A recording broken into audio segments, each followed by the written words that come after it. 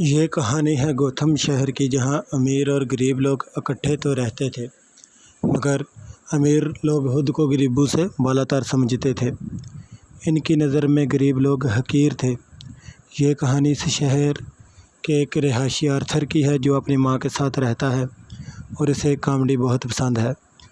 इसका आइडियल एक आदमी है जो कि एक बहुत बड़े टीवी चैनल का होस्ट है। इसका अरमान था कि एक दिन वो इसके प्रोग्राम पर मिले। आर्थर बहुत मेहनती आदमी है। एक दिन वो किसी कंपनी के एडवर्टाइजमेंट के लिए हाथ में एक साइन बोर्ड उठाए जा रहा होता है। रास्ते में कुछ लड़के उसका साइन बोर्ड छीनकर भाग जाते हैं। वो उनका पीछा करता है। एक लड़का सी का साइन बोर्ड उसी के मुंह पर दे मारता है, जिसकी वजह से साइन बोर्ड टूट जाता है और फिर सभी लड़के इसकी पिटाई शुरू कर देते हैं।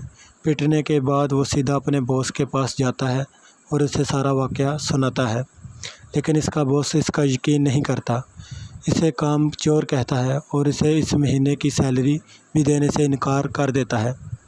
आर्थर अपनी सफाई में कुछ भी नहीं कह पाता। वो उदासी के आलम में वहाँ से निकल जाता है और सोचता है, क्या वो वाकई में इतना बुरा है जो ये सब कुछ उसी के साथ हो रहा है। फिर वो अपने एक दोस्त से मिलता है और उसे सारा वाक़या सुनाता है। उसका दोस्त उसे एक पैकेट देता है जिसमें एक पिस्टल होता है, जिसे वो लेने से इनकार कर देता है, मगर इसका दोस्त यह कहकर उसे ज़बरदस्ती पिस्टल थमा देता है कि ये मुश्किल वक्त में तुम्हारे काम आएगा। और फिर आर्थर बस में बैठकर घर की तरफ निकल पड़ता है, जहां हमें ये पता चलता है कि आर्थर को एक सीरियस साइकोलॉजिकल बीमारी है। इसके पास एक कार्ड है जिस पर लिखा है, forgive my laughter, I have a condition. वो घर आता है और अपनी दवाई लेता है। जो दवाई वो खा रहा था वो बहुत महंगी थी, जिसके लिए वो एक सरकारी हॉस्पिटल से रजू करता है। उसकी डॉक्टर से कहती है, मुझे अपनी डायरी दिखाओ। वो इसे अपनी डायरी देता है, जिस पर एक बहुत दिलकश जुमला लिखा होता है, I just hope my death makes more sense than my life.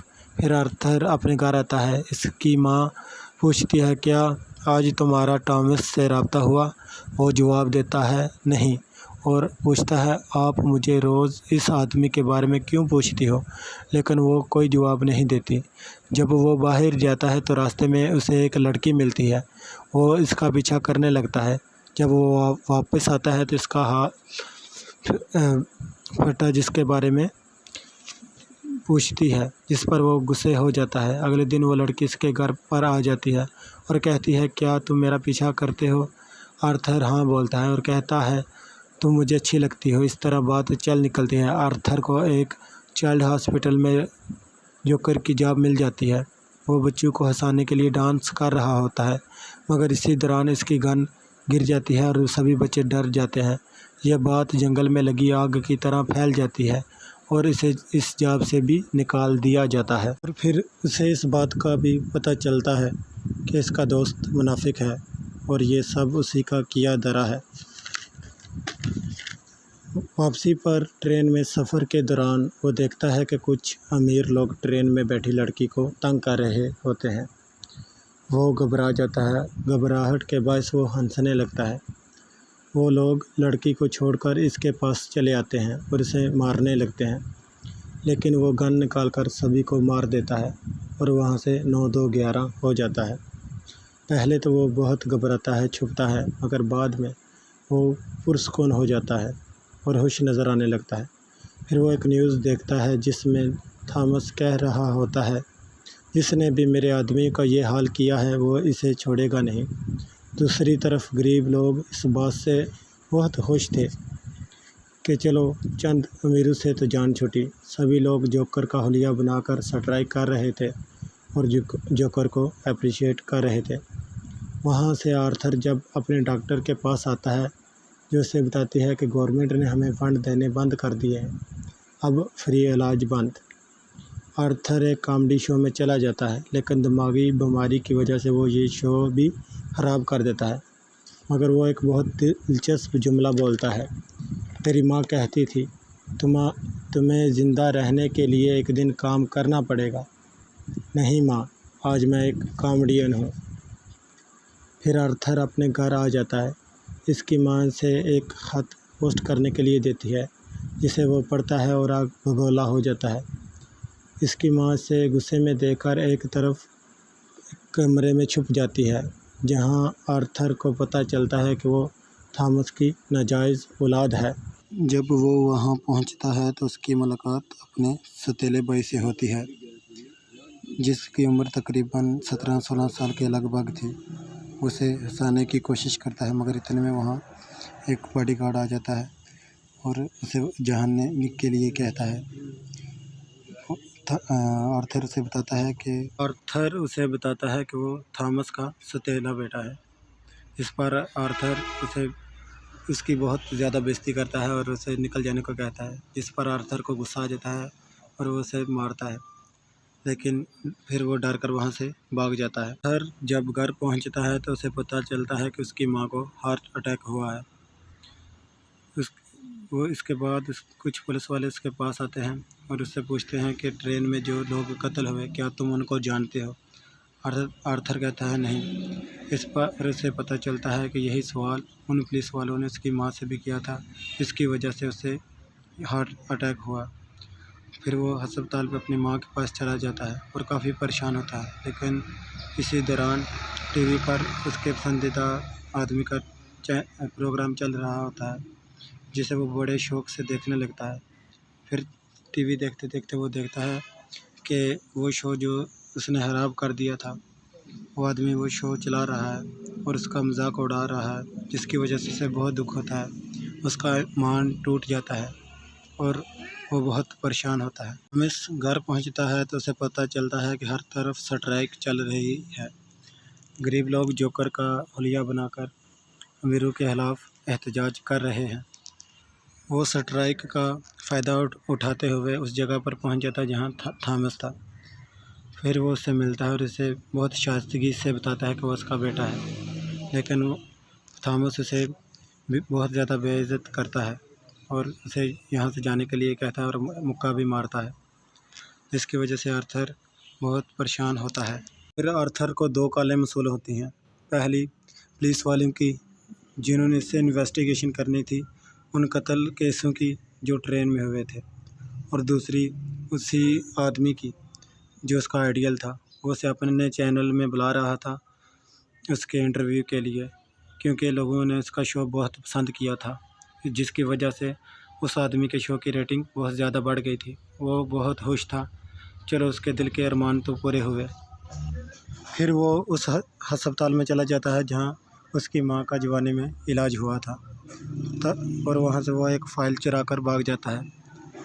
उसे पता चलता है कि उसकी माँ के जिस आदमी के साथ ताल्लुक़ थे वो उसे बहुत टॉर्चर किया करता था, और एक दिन उसने उसके सर पर वार किया था, जिसकी वजह से उसे ये मेंटल डिसऑर्डर हो गई थी।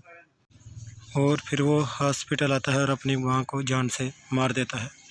फिर उसे एक तस्वीर मिलती है जिसके पीछे लिखा होता है आई लव योर स्माइल, जो कि थॉमस की तरफ से लिखा गया था।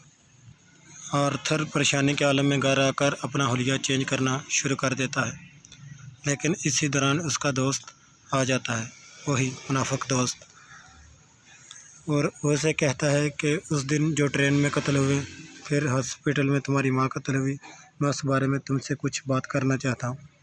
आर्थर ये सुनकर उसे अंदर बुला लेता है और बुरी तरह से उसका कत्ल कर देता है। इसके बाद आर्थर फुल जोकर का रूप इख्तियार करके डांस करता हुआ अपने फेवरेट कॉमेडी शो में जा रहा होता है, जहां उसे अपने आइडियल से मिलना था। रास्ते में वही 2 पुलिस वाले जो हॉस्पिटल के बाहर उससे मिले थे उसे नज़र आते हैं। वो इन्हें देखकर घबरा जाता है और भाग निकलता है। वो उसका पीछा करने लगते हैं। वो एक ट्रेन पर सवार हो जाता है जहां बहुत सारे लोगों ने जोकर का रूप इख्तियार किया होता है, जिसका वो फ़ायदा उठाते हुए वो उनके हाथों से निकल जाता है और अपने फेवरेट कॉमेडी शो पर पहुंच जाता है। वहां का एंकर उससे पूछता है, तुमने जोकर का हुलिया क्यों इख्तियार किया है? उसे कहता है कि प्लीज़ आप लोगों को मेरे बारे में कुछ भी मत बताइएगा, बस इतना कहिएगा कि मैं एक मुस्लिम जोकर हूँ। और फिर जोकर का भरपूर इस्तकबाल किया जाता है। सभी लोग उसे देखकर बहुत खुश होते हैं। पहले तो वो 2-4 लतीफ़े सुनाता है और सभी लोग बहुत खुश होते हैं, लेकिन बाद में वो एकदम संजीदा किस्म की गुफ्तगू करने लगता है। वो सबसे पहले बताता है कि वो ट्रेन में हुआ कत्ल सभी उसी ने किए हैं, जिस पर उसका एंकर उससे पूछता है क्या ये मजाक है। वो कहता है बिल्कुल नहीं। फिर वो उससे कहता है कि तुमने उन लोगों का कत्ल क्यों किया। वो कहता है कि तुम्हें उन लोगों की बहुत फ़िक्र है, अगर उनकी जगह मैं मारा जाता तो तुम सभी लोग मुझे कुचल कर निकल जाते। और इसी तरह वो बहुत सी संजीदा बातें करता है और फिर आखिर में अब उसी होस्ट को कहता है कि तुम भी उन लोगों की तरह खतरनाक हो, भयानक हो। वो कहता है कि मैं किस तरह भयानक हूँ। कहता है अब तुम मेरा शो चलाओ जिसमें तुमने मेरा मजाक उड़ाया। तुम लोग बस मुझ पर हंसना चाहते हो, अपने शो की रेटिंग चाहते हो। तुम लोग इस स्टूडियो से कभी बाहर नहीं निकले। फिर वो उसे कत्ल कर देता है और फिर वहाँ पे पुलिस आ जाती है और उसे पकड़ कर ले जाती है। रास्ते में बहुत सारे लोग जोकर का हुलिया बनाए सड़कों पर एहतजाज कर रहे होते हैं। वो घरों से बाहर निकल आए होते हैं और अमीर लोगों को कत्ल कर रहे होते हैं। वो एक एम्बुलेंस में बैठकर पुलिस की गाड़ी को टक्कर मार देते हैं और जोकर को निकाल कर बाहर ले आते हैं। जोकर उसी गाड़ी पर चढ़कर उन सब का लीडर बन जाता है। वो अपने नाक और मुंह पर लगे होर्न की मदद से अपने गालों पर स्माइल लाइन्स बना लेता है, जिससे वो लगे कि वो हंस रहा है।